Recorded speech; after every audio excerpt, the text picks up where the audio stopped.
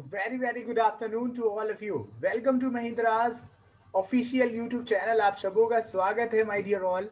तो I hope सभी आप बहुत ही अच्छे से होंगे my dear all. On the behalf of Mahindra's Education Private Limited और मैं आपका समीर महिंद्राज, हमारी तरफ से आप सबों को दिवाली की हार्दिक शुभकामनाएं। तो गाइज, हम लोग दिवाली के अवसर पर आप लोगों को मीठा तो अपने हाथों से नहीं खिला सकते हैं, लेकिन हमने आप लोगों के लिए माय डियर एक बहुत ही प्यारा सा एक शॉर्ट ट्रिक आप लोगों के लिए मैं लेकर आया हूं। और मेरा आप लोगों को ये दिवाली गिफ्ट यही है। हमारे महिंद्राज की तरफ से आप सबों को, एक टीचर की तरफ से एक स्टूडेंट्स को दिवाली गिफ्ट क्या हो सकता है भाई? एक शॉर्ट ट्रिक ही हो सकता है। तो गाइस, आज का मैं अगर बात करूं तो आज का हमारा शॉर्ट ट्रिक आपके सामने है। आज मैं आप लोगों के लिए बहुत ही बढ़िया वोकैब स्पेशल लेकर आया हूं माय डियर। एकदम बढ़िया, आप लोगों को मजा आ जाएगा वोकैब को करके। क्योंकि वोकैब के मैंने आपको शॉर्ट ट्रिक बताया है, वो आपके दिल को लुभा लेंगे। तो गाइस, स्टार्ट करते हैं फटाफट, ताकि आप लोग दिवाली को एंजॉय करो नए नए कंसेप्ट और नए नए ट्रिक के साथ। तो गाइस, आज का अगर हम देखा जाए तो आज का हमारे पास यहाँ पर जो पहला वर्ड ऑफ द डे है, अगर देखा जाए तो आज का हमारा पहला वर्ड ऑफ द डे है, and the word is that is amiability. कौन सा वर्ड है? एमिएबिलिटी, जो कि एक नाउन है। एमिएबिलिटी जो कि एक नाउन है, जिसका मतलब होता है फ्रेंडलीनेस, यानी कि भाईचारगी, दोस्ती।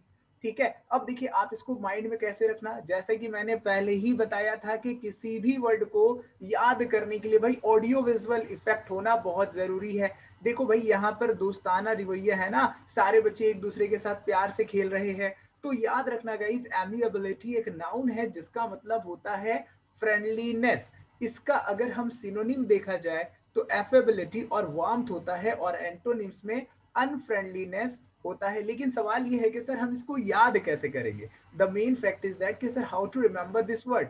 तो माय डियर, मैं आपको बताता हूँ एक बहुत ही बढ़िया सा तरीका। आज के बाद आप लोग इस वर्ड को लाइफ में कभी नहीं भूलोगे। जैसे यहाँ पर अगर आपने गौर किया तो क्या लिखा है भाई? अम्मी अम्मी अम्मी। अगर आप बोलते हो तो आपके माइंड में कौन सा याद आ रहा है वर्ड? एकदम सही सोचा आपने। यहाँ पर जैसे ही हमने बात की अम्मी की, तो हमारे माइंड में हमारे घर पे हमारी प्यारी प्यारी मम्मियों के नाम याद आ रहे, यानी अम्मी। अब देखो गाइज, हमने पहले वर्ड को अम्मी लिख दिया। दूसरा वर्ड यानी उसी के साथ जुड़ा हुआ है एबिलिटी। दूसरा वर्ड उसी के साथ जुड़ा हुआ है यानी एबिलिटी।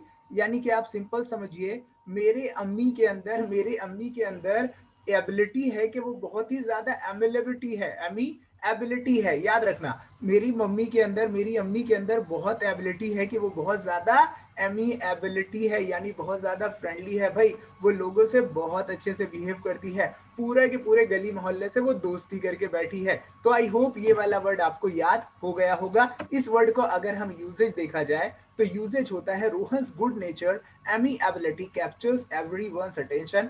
तो भाई, किसी के भी अंदर अगर एमिएबिलिटी वाली क्वालिटी होती है तो वो लोगों को अपनी तरफ मनमोहित कर ही लेता है। तो आगे बढ़ते हैं अगले वर्ड ऑफ द डे की तरफ। तो गाइस, आज के बारे में अगर हम बात करें तो हमारा नेक्स्ट वर्ड है एक्सोडस। एक्सोडस एक नाउन है जिसका मतलब होता है a large departure of people, यानी लोगों का मजमा। यानी कि जब लोग एक जगह से दूसरी जगह एकदम ग्रुप में हिजरत करते हैं, तो भाई उसको हम कहते हैं एक्सोडस। इसका सिनोनिम में होगा हिजरा, माइग्रेशन, और एंटोनिम्स में अराइवल। अब देखो गाइस, सवाल ये है कि सर हम इसको याद कैसे करें? तो गाइस, इसको याद करने का तरीका ये है कि आप इस वर्ड को देखो, यहाँ पर लिखा है इक्सो। इक्सो, इक्सो को याद रखना 100 से। अच्छा, यहाँ लिखना 10, 10 लिखा है ना, आप इसको 10 से याद रखना। अब आप इसको कैसे याद रखना कि मेरे एरिया में ना 110 लोग, मेरे एरिया से ना 110 लोग एग्जोडस कर गए हैं। मतलब क्या कर गए भाई? चले गए हैं कहीं और जॉब लेने के लिए। तो याद रखना, एग्जोडस को कैसे याद रखेंगे कि 110 लोग मेरे एरिया से क्या कर चुके हैं? एग्जोडस कर चुके हैं, मतलब भाई चले गए हैं। तो अब देखिए इसका हम यूजेज कैसे करेंगे सेंटेंस में। A massive exodus of engineers is forcing the government to consider its policy. याद रखना, क्योंकि इंजीनियर्स जो है लगातार एक जगह से दूसरी जगह एग्जोडस कर रहे हैं, जिसके वजह से भारत सरकार या कोई भी सरकार को अपनी रणनीति, अपनी पॉलिसी पर ध्यान देना पड़ा। तो है ना डियर, बहुत ही मजेदार ट्रिक। आगे बढ़ते हैं अगले वर्ड की तरफ। अगला वर्ड है हमारा एट्रोफी। एट्रोफी हमारा एक वर्ब है जिसका मतलब होता है वेस्टिंग अवे, मतलब किसी चीज का बर्बाद हो जाना। अब देखो गाइस, अगर हम बात करें इसका सिनोनिम का, इसका सिनोनिम होता है वेस्ट और डेटेरियोरेट। इसका एंटोनिम होगा स्ट्रेंथन। अब एक बात याद रखना, इसको हम बहुत अच्छे से याद रख सकते हैं। एट्रोफी को, एट्रोफी का ए भूल जाओ और यहाँ पर याद रखो ट्रॉफी को। एट्रोफी का ए भूल जाओ, यहाँ पर याद रखो ट्रॉफी को। और ट्रॉफी से याद रखना कि हमारे लाइफ में ट्रॉफी के अलावा, हमारे लाइफ में ट्रॉफी के अलावा सारी चीजें एट्रोफी होती है। हमारे लाइफ में ट्रॉफी के अलावा सारी चीजें क्या होती है? एट्रोफी होती है, मतलब बेकार होती है, याद नहीं रहता है, हम भूल जाते हैं। तो आई होप बहुत अच्छे से आप लोग एट्रोफी वर्ड को याद कर लिए होंगे। तो गाइस आगे बढ़ते हैं, अगले इसी वर्ड को यूज देख लेते हैं एक बार फटाफट।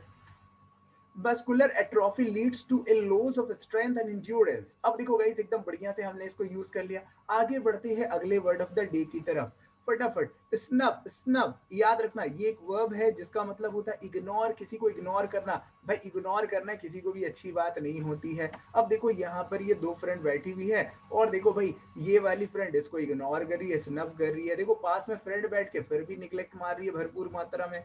तो अब देखो गाइस इसका सिनोनिम होगा रिबफ और एफरेंट और इसका एंटोनिम होगा एक्नॉलेज। लेकिन सवाल है कि सर हम इसको याद कैसे करें? तो गाइस याद रखना, जैसे ही हम बोलते हैं स्नब स्नब तो आप इसको ऐसे याद रखना, सन प्लस अब, याद रखना सन स्नब स्नब। देखो साउंड आ रहा है ना, सन अब सन अब। अब देखो भाई अब ऐसा दौर आ गया है ना, अब ऐसा टाइम पीरियड आ गया है कि सन अब अपने माता पिता को ना स्नब करते हैं, यानी कि बाल बच्चे जो है, मतलब अपने जो औलादे हैं वो अपने माता पिता को क्या करते हैं भाई, भरपूर एकदम इग्नोर करते हैं, जो कि अच्छी बात नहीं है। और आप लोग ऐसा कभी भी नहीं करना। आपके माता पिता के लिए दिवाली का सबसे बड़ा गिफ्ट यही होगा कि अपने माता पिता के पास मोबाइल का इस्तेमाल ना करे, उन पे भरपूर मात्रा पे ध्यान दे, ठीक है?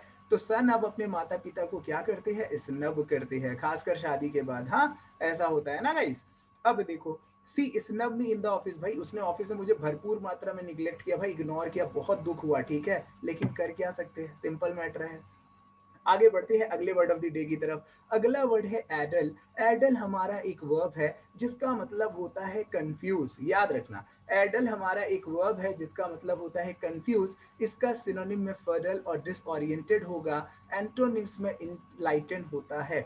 अब देखो गाइस इसको याद करने का मैं तरीका बताता हूँ, आप लोग लाइफ में कभी भी नहीं भूलोगे। गाइस समझना, एडल एडल एडल जब हम बोल रहे हैं तो हमारे माइंड में एक वर्ड याद आ रहा है एडल्ट।